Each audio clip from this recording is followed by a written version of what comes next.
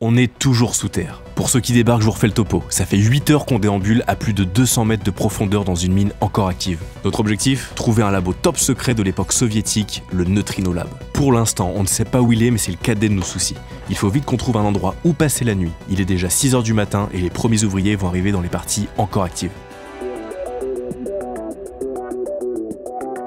Heureusement, en explorant toute la nuit, on a trouvé une structure mystique en forme de château fort. Ouais, dit comme ça, c'est chelou. C'est notre point d'entrée vers les parties semi-abandonnées de la mine. On devrait pouvoir s'y cacher pour dormir afin de continuer nos recherches en toute discrétion.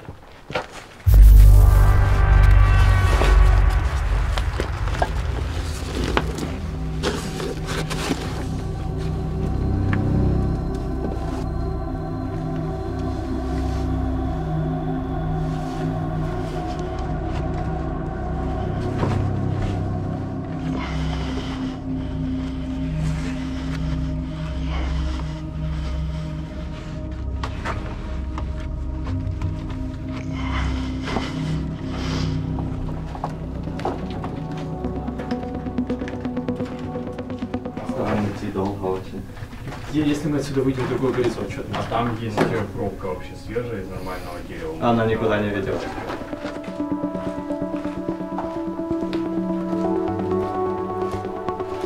On est descendu d'un étage dans la mine, je sais pas si c'est le niveau -1, -2, -4, -1000. En tout cas, on est environ à 300 mètres. Le dernier repère qu'on avait, c'est 204 mètres. On a descendu une trentaine d'étages, donc plus ou moins 90 mètres. Donc là, on approche des 300 mètres. On voit dans l'état de la mine que c'est vraiment un étage ancien, plus utilisé. Il est vraiment à l'abandon, donc c'est hyper ghetto et ça fait flipper par endroits. Ils sont en train de passer juste derrière, on va les rejoindre très vite. Parce que là, on peut se perdre vraiment à tout moment, donc faut les suivre.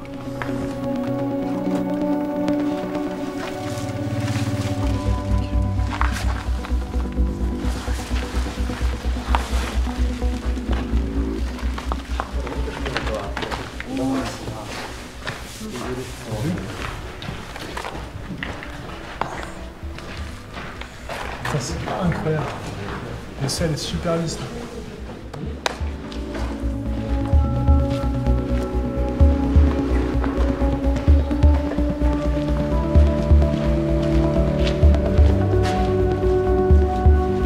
Donc là, on est vraiment à la recherche d'un spot pour dormir. Le jour se lève bientôt à la surface. Les premiers ouvriers vont pas tarder à arriver pour bosser.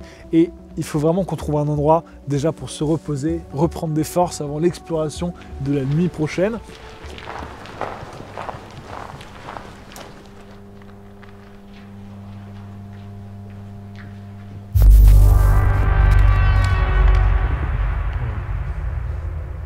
Donc la partie est beaucoup plus abandonnée, c'est vraiment des larges tunnels avec un plafond peut-être à 50 mètres de haut, 50 mètres d'écart également dans les parois. Cubes, hein.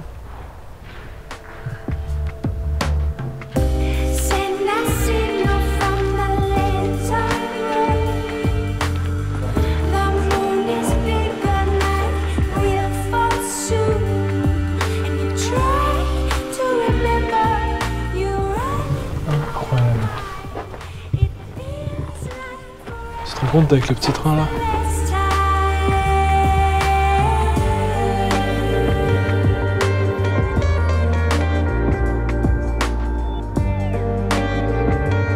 On trouve un endroit qui a l'air pas trop fréquenté, vraiment peu fréquenté, mais c'est pas rassurant parce qu'on entend des blocs de pierre qui tombent du plafond au fond du tunnel. Donc là on se dit, si le bloc de pierre il me tombe dessus, bah c'est le destin. Là je m'en fous, je me mets là, petit sac de couchage, je veux dormir.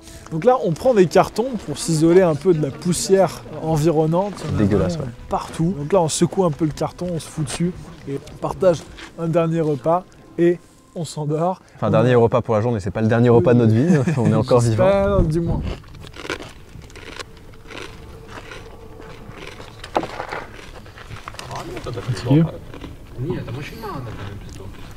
Ouais, j'ai hâte de sortir de la poussière en fait.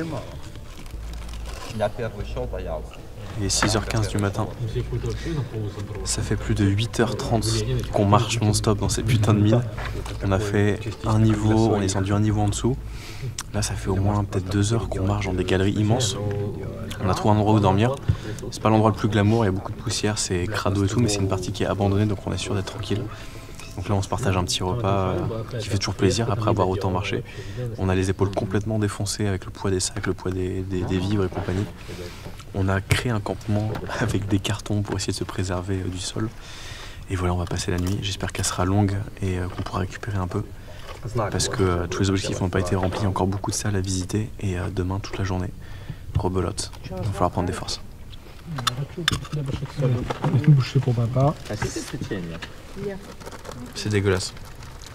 On a 6 boîtes, mon pote. J'ai l'impression de bouffer du vomi. En même temps, j'ai faim. Je suis au fond d'une mine. Et là, blackout, le coma, on est éclataxe.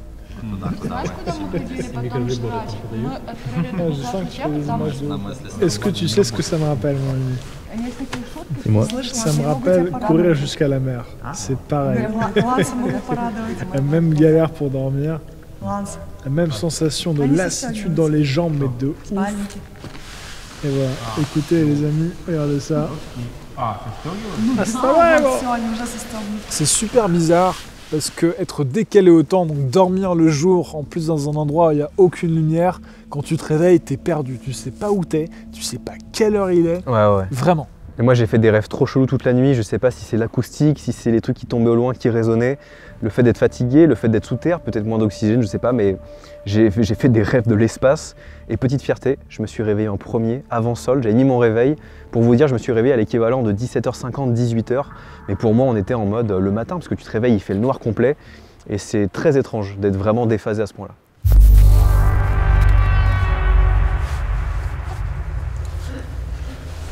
Salut, bien le bonjour, on a bien dormi, il est 17h. Là c'est chouette parce qu'on pourra explorer à nouveau, donc c'est la nuit de dimanche à lundi, donc il y aura encore moins de chances de croiser des gens qui peuvent travailler, donc c'est chouette. Et on a pu quand même bien se reposer, on a dormi donc près de 11h, ce qui est correct. Et voilà, je pense qu'on va faire un petit déjeuner, là je le sens bien comme ça, quelques photos qu'on a à faire à côté. Et puis voilà.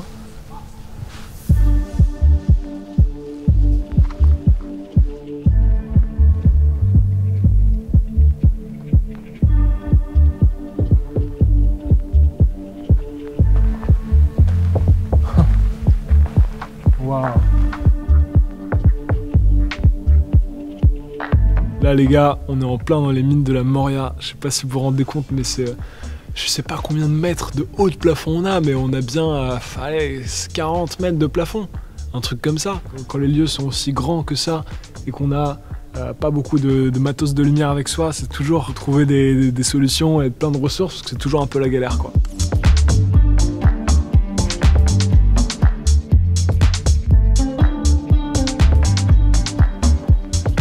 Donc là, on va se faire une petite photo justement à cet embranchement avec Clément au milieu qui éclaire avec sa lumière. Là, tout le challenge, c'est de pouvoir éclairer ça et composer une photo presque dans le noir, puisque avant de vraiment déclencher, tu vois pas vraiment ce que tu peux faire.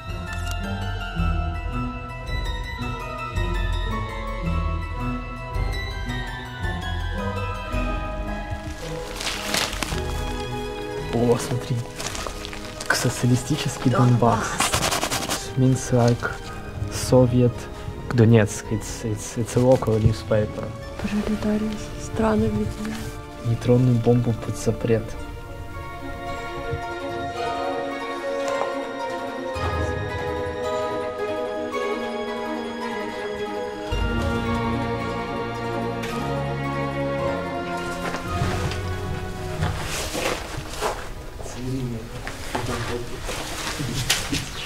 On est dans des longs couloirs et Sol, toujours fidèle à lui-même, il cherche des petits trucs, voilà, il fouille un peu partout. Et on trouve plusieurs panneaux, des histoires d'abris, défense civile, etc. C'est le bunker. Maybe, because both these mines, they have to be civil defense shelter inside mines. Nice. On va voir ce que c'est, 350 mètres encore, et on y est. Не, оно там засыпано до конца. Pour ceux qui ont vu les vidéos en Ukraine, je vous remets une fiche, on a expliqué ce que c'était les abris de défense civile, c'est tout un programme de ouf en Union soviétique. Donc c'est fou de se dire que dans une putain de mine, là on devait être à 200 ou 250 mètres sous terre, il y avait encore des abris de défense civile pour les ouvriers en cas de guerre, d'attaque, de je sais pas quoi. Et là on arrive dans des zones qui sont vachement salées, c'est presque de la neige, t'as l'impression d'être sur une autre planète, qu'il y a de la neige au sol parce que c'est par petits morceaux. Et t'as des vieilles machines qui sont en train de rouiller dans le sel, t'as des atmosphères très ocre, très blanches aussi. Il y a des photos de dingue à faire, des contrastes de fou. Et cette matinée en petit comité, c'était vraiment cool, parce que le reste du groupe était en train de dormir pour se reposer. Et c'était vraiment chouette. En vrai, je trouve qu'avec Sol et Anya, c'était un bon moment de partage et d'explo. Which direction will it be? Yeah, I think so.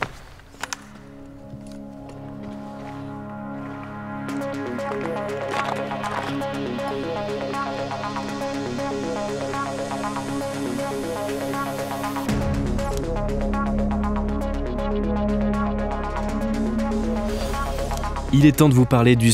Non, il n'y a pas de sponsor sur cette vidéo, mais on va parler d'un sujet très grave, très important, qui fera d'ailleurs l'objet d'une vidéo dédiée, parce que ce qui se passe en ce moment sur la chaîne, c'est abusé. L'intégralité de nos vidéos se font démonétiser depuis septembre, et au-delà du manque à gagner pour financer ces projets de malades, c'est la non-suggestion du contenu démonétisé qui fait le plus mal à la chaîne vis-à-vis de sa croissance. Alors pour nous soutenir, c'est très simple, il y a notre page Tipeee. Si vous faites un don libre avant le 31 décembre, donc avant demain soir 23h59, vous pourrez télécharger toutes les photos faites dans la mine, aussi bien dans l'épisode 1 que dans l'épisode 2. Également, il y a notre documentaire Explore, 52 minutes d'exploration de lieux encore plus fous que celui-ci à travers toute l'Ukraine.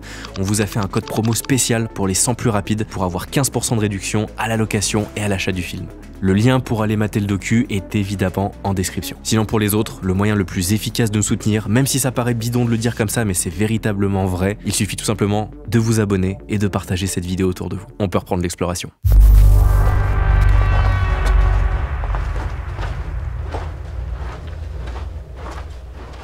Bon là ça rigole vraiment plus, il nous faut trouver ce laboratoire secret, ce Neutrino Lab comme Sol nous l'a présenté. Ils regardent partout, ils sont à l'affût du moindre indice qui peut nous guider sur la bonne direction. Ils ont une idée approximative de là où il est. Chercher un truc sous terre sans savoir exactement, ça peut être très compliqué. Et puis la mine c'est des centaines de kilomètres de galeries, je vous rappelle, c'est pas genre une petite pièce, c'est immense. Et les balades entre un lieu et un autre, c'est 15, 20, 30 minutes de marche. On pouvait pas filmer tout le temps parce que c'était très fatigant. Et qui avance de faire sécher. Ouais, c'est plaques de sel en mode verglas, c'est chaud.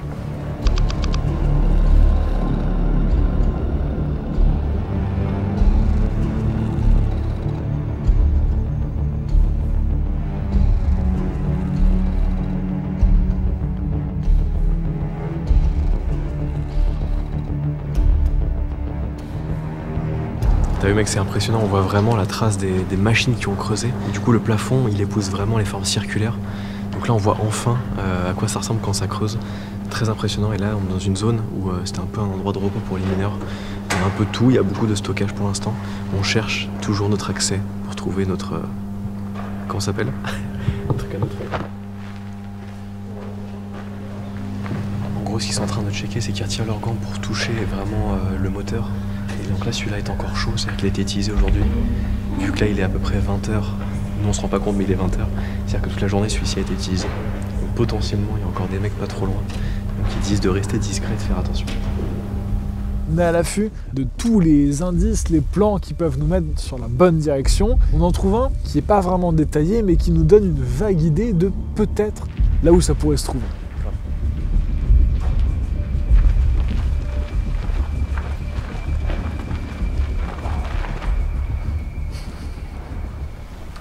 Не имеет смысла нам туда вернуться, туда плясать? Думаю, нет. Какая разница, мы только что шли по главной галерее.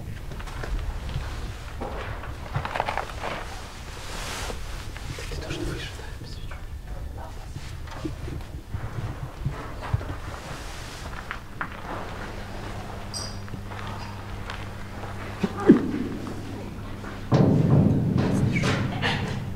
Туда все еще можно пройти.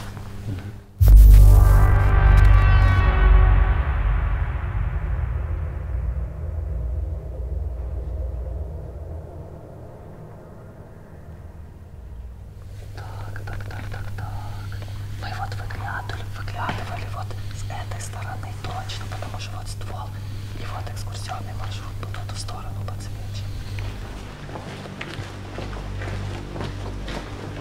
Là, au fond d'un couloir, d'un coup, il y a Sol et Vas qui se figent et qui nous font signe de nous taire. Au fond, il y a un ascenseur qui monte. Et on reste tapis dans le noir à écouter ce qui se passe. Et on entend quelqu'un qui sort de l'ascenseur, des voix, et ensuite l'ascenseur remonte. Donc là, Sol et Vas partent en éclaireur à pas de loup. J'ai jamais entendu quelqu'un marcher en faisant aussi peu de bruit. J'étais admiratif. Et donc là, ils nous disent qu'ils voient les pieds du garde à travers la cage d'ascenseur, justement, monter la garde à l'étage d'en dessous. Comme vous avez peut-être vu, il y a des mecs qui bossent. Il y a un mec en tout cas qui garde le shaft. Donc là, on va devoir, pour aller dans les zones qui nous intéressent, être très discret et passer juste au-dessus de lui. Donc il y a un étage entre lui et nous. Il va falloir être très discret parce qu'il peut entendre le moindre bruit. Donc là, le moins de lumière possible, le moins de bruit possible également. Et avec un peu de chance, on pourra atteindre les parties qui vraiment présentent plus d'intérêt encore. On y va. Notre seul moyen de passer, c'est contourner à pas de loup la cage d'ascenseur, donc être presque dans le champ de vision du garde, pour ensuite pouvoir continuer à chercher le laboratoire secret. Comment tu fais passer dans un silence complet 7 personnes? C'est Il y a trop dur. forcément un gars qui va faire un bruit, qui va faire rouler une pierre, et le mec est à 5 mètres de nous, littéralement en dessous. Donc là, on se concentre tous au maximum et à pas de loup, hyper doucement. Mais quand je vous dis doucement, c'est peut-être que pour faire ces 30 mètres, C'est quoi, une demi-heure, je crois? Peut-être une demi-heure pour 30 mètres, les amis. Mais j'ai vraiment souvenir, dans l'endroit le plus sombre en fait, on était tellement au ralenti que je perdais un peu la notion d'espace et j'avais mon corps qui, tu vois, qui partait un peu en avant, en arrière. Sensation trop bizarre, des douleurs dans les pieds, ce qu'on attendait vraiment au ralenti. Et juste renifler avec son nez parce qu'il faisait un peu humide, ça pouvait nous trahir. T'imagines, tu te dis, j'éternue, c'est mort, je me fais arrêter. T'imagines? Tu sens l'éternuement arriver, tu sais que tu pourras pas le stopper. Tcha! Oh merde! Putain!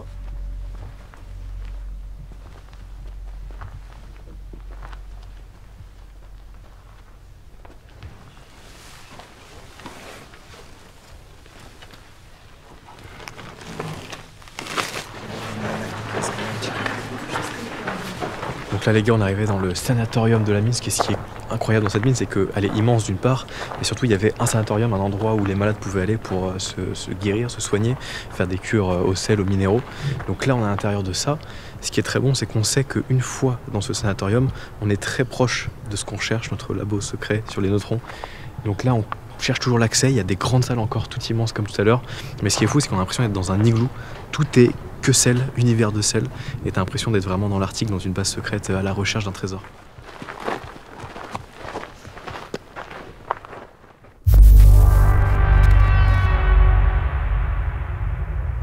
Je vous rappelle que l'heure tourne et que là c'est de nouveau la nuit très tard pour nous. Donc là vraiment on est en fatigue maximale avec la veille, on est claqué. Perso j'en ai plein le cul, j'en ai rien à foutre de son neutrino de je sais pas quoi. Moi je veux finir cette exploration. Et là on arrive dans un sanatorium.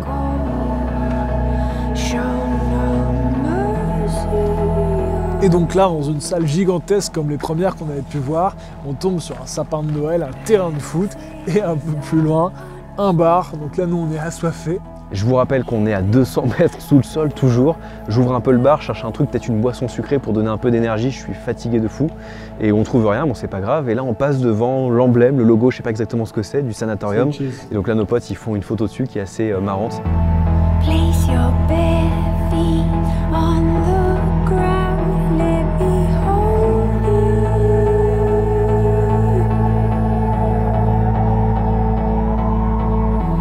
You have already been found.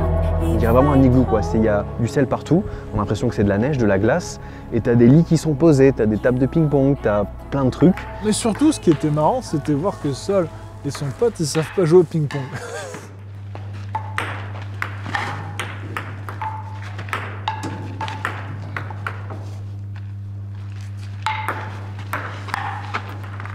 Ça, c'était drôle.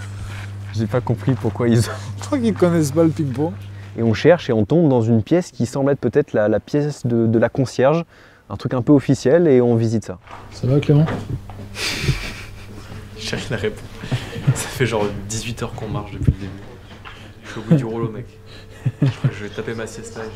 L'ambiance est chelou dans ce truc. Je L'ambiance me sens pas bien, moi. Très étrange. Il y a des lits, je te vois qui t'assieds sur un lit, je te sens Je suis claqué. clairement au bout de ta vie, prêt à faire une petite sieste. Et là, nos copains, ils fouillent. Ils adorent fouiller, ils fouillent tout le temps. Derrière plusieurs affiches, il y a un plan. Mais pas n'importe quel plan. Celui-là est extrêmement détaillé et en bordure de carte, il y a un mot. Ce mot qui nous met sur la piste. Вообще на шахте очень рядом. Значит, мы просто идем к выходу. Да. Волна на ради. То есть нам сейчас к этой церквушке, да? Прям, может, что-то соберем штуку или чтобы по ней идти? Ну, мы сфоткали. Давайте не тратить времени тогда. You found the lab? Yep. Oh, wonderful. It's on our way back. Yeah, it is not here, but it's on the way back. Closer to the old shaft. This is the house with the shaft. Okay. Go a little farther. Here, and this is a complex of lab. Oh, wonderful. Nice. And how did you guess it was the lab? It's It's a written lab. Once I get it, it's the name Collapse. Collapse. Yeah. Collapse, c'est le nom du Neutrino Lab, ce laboratoire secret qu'on cherche depuis le début. Donc là, on l'a localisé. Et ça donne une énergie à tout le groupe, là on est vraiment déter pour le trouver, ce putain de laboratoire secret. Et ce qui est fou en fait, c'est qu'on avait vu un plan très peu détaillé bien avant, et Vas avait vu ce nom Collapse, et en croisant les deux plans, il a compris que c'était vraiment en fait ce qu'on cherchait. Et donc là on avait une carte Maps pour y aller, on savait exactement quel couloir prendre. Ce qui est fou en fait, c'est qu'on est passé devant plusieurs fois sans savoir que c'était là. Donc là, on est surmotivé, on est à bloc, les couloirs s'enchaînent, on franchit les cloisons.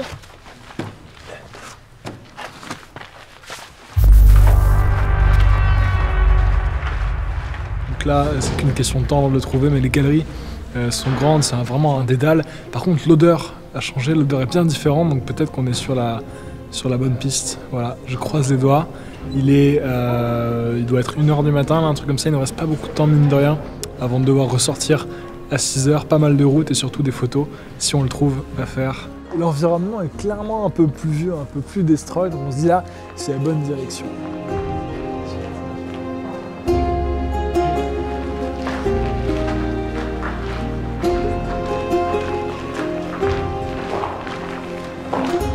On tombe sur une espèce de grande structure et il y a une sorte de pauvre détecteur sur le côté.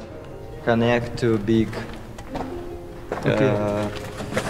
So plenty, many of it, all around. Yeah. To form a sphere. Yeah, it's and this как наполнялось? Is filled. Fill it to white spirit. Oh. J'ai pas compris. En fait, on a l'impression que la structure a été démontée. Donc là, il y a une sorte de petite guérite dans laquelle nos amis sont super contents de trouver plein de sortes de petits bidules.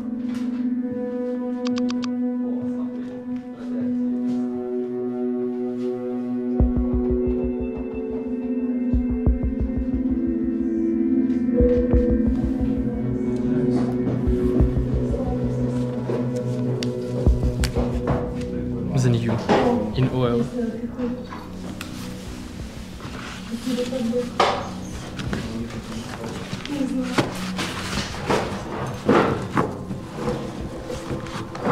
Mais nous on est déçus parce qu'on avait vu des images d'archives que Sol nous avait montrées de cette structure qui est le début du laboratoire.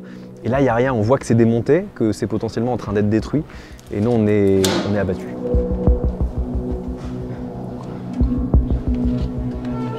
Et Sol n'a pas dit son dernier mot. Au fond du couloir, il y a une porte. Et derrière cette porte, holy fucking hell! Давай посмотрим. Какие-то провода тянутся.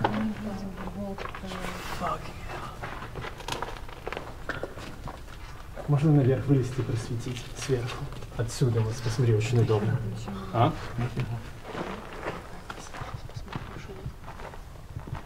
On découvre une espèce d'énorme cuve bardée de capteurs enfouis à 300 mètres sous terre dans le sel, montés sur des rails.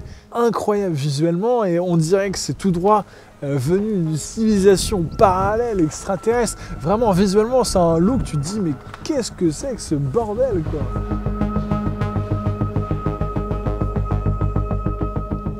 va l'explorer. Ah, la galère d'accès finalement avec ce plan, ça a pu nous mettre sur la piste. On y est, enfin. Je vous cache pas que ça m'a filé un smile de ouf quand on l'a vu. On réalise une photo pour immortaliser ça. Alors là, l'idée, c'est justement d'aller faire plusieurs éclairages totalement différents. Donc un frontal, un totalement en contre-jour de derrière et un peu latéral, en diagonale, justement en plongée sur cette chose. J'ai pas trop de mots pour la caractériser. On ira, on ira se renseigner sur le côté scientifique de l'histoire, je vais pas vous dire de conneries.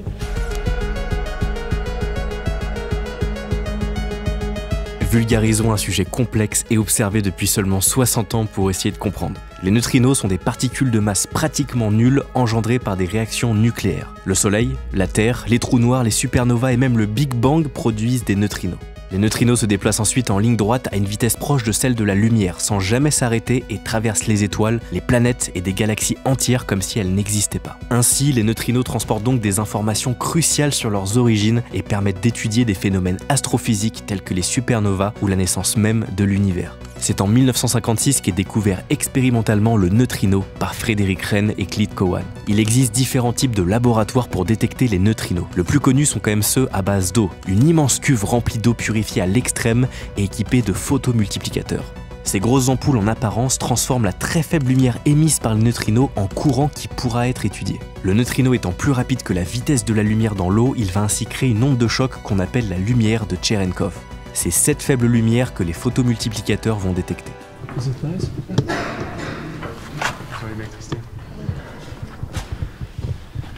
Tout qui est resté dans son jus. Autant ça je connais pas trop, mais tous les trucs d'en bas, les ordinateurs, les trucs de contrôle, j'ai été plongé vraiment aux années 70-80 quoi. Et là vous allez me dire pourquoi un détecteur de neutrinos caché dans cette mine. Rapidement, les détecteurs de neutrinos souffrent d'un problème majeur, le bruit de fond. Les scientifiques ont besoin de trier entre les neutrinos terrestres et ceux issus des astres et des tréfonds du cosmos. Eh oui mon cher Jamy. Je comprends rien mais c'est vraiment stylé la structure quoi. En enfouissant ces détecteurs profondément sous terre, cela limite la surdétection parasite qui émane à la surface terrestre. L'autre application qu'on peut y voir est la surveillance des réacteurs nucléaires dans le cadre de la non-prolifération des armes nucléaires signée en 1968. Bon c'est bien, t'as le plan pour le reconstruire chez toi. D'après les documents qu'on a retrouvés, la construction de ce détecteur-là dans la mine a débuté au début des années 70 et sa mise en service date de novembre 77. Dans un contexte de guerre froide, il est possible que ce détecteur eut des fins militaires stratégiques dans un premier temps. Néanmoins, il a continué de fonctionner jusqu'en juillet 2012 et a participé à différents programmes scientifiques notoires en Ukraine. Putain, viens pas trop vite, on va se faire débaptiser. Mais ouais, vivre ça, là, c'était vraiment l'apothéose. Et surtout, un gros soulagement de se dire, bah, c'est bon, on a trouvé l'objectif, mission accomplie. Donc là, demi-tour, ce qui est marrant avec le demi-tour, c'est que souvent tout le monde est motivé d'un coup. Il a beau être 6 h du mat, tout le monde marche très vite. On avale tous les couloirs en 2-2 et on se retrouve dans la toute première partie de la mine qui était la veille. Donc je vous rappelle que il s'est passé beaucoup de choses entre temps et quand tu tournes sous terre sans très peu de repères, tu oublies vite d'où tu viens. Et là, on fait 2-3 fois le tour, on repasse devant les mêmes machines. On se rend à l'évidence avec Sol, on est perdu, chose extrêmement rare avec Sol. Et donc là, on commence à trouver des moyens un peu ingénieux de mettre des flèches par où on passe pour comprendre que parfois on passe par les mêmes couloirs. Et à force de mutualiser les cerveaux, on finit par retrouver le chemin. Et là, en fait, il y a la contrainte de temps, c'est qu'il est presque 6 h. À 6 h, les ouvriers arrivent et on doit avoir quitté les lieux le plus rapidement possible. Donc on se presse, heureusement, on retrouve notre shaft défoncé. On le réescalade, moi je suis très content à chaque mètre parce que je me dis, je me rapproche de la surface. Et là, on arrive dans ce dernier couloir avec du vent, de la poussière dégueulasse. Et quand on ouvre la trappe, surprise, le soleil, ça fait bizarre. Je comprends tous les vampires, mais voilà, c'est vraiment ce soleil qui t'agresse, mais ce soulagement de se dire que tu as mené à bien la mission. Les cartes SD sont là, tout est là, l'aventure a été vécue. Et on est très content de retourner dans notre appart de grand luxe pour aller se faire un putain de festin avec toute l'équipe. Ouais, non, c'est un truc de fou. Pour moi, c'était aussi gros que Tchernobyl, que cette aventure que vous avez adorée sur cette chaîne. C'était fou de vivre ça, peut-être parce qu'il y avait Sol, peut-être, je sais pas, mais voilà, c'était dingue et j'en ai des souvenirs de fou. Pensez à vous abonner pour ne louper aucune des prochaines aventures. Vous pouvez nous suivre sur Instagram et nous soutenir sur Tipeee, car la plupart de nos vidéos sont démonétisées, donc ça peut être parfois compliqué. Oh, d'ailleurs, on a sorti un livre 10 ans d'images volées, de photographies interdites. Il s'appelle Infiltré, ça nous représente bien et il est riche en émotions. C'est nos plus belles infiltrations, tout simplement. Et ça fait peut-être une super idée de cadeau. Voilà, je dis rien. D'ici là, portez-vous bien. Ciao.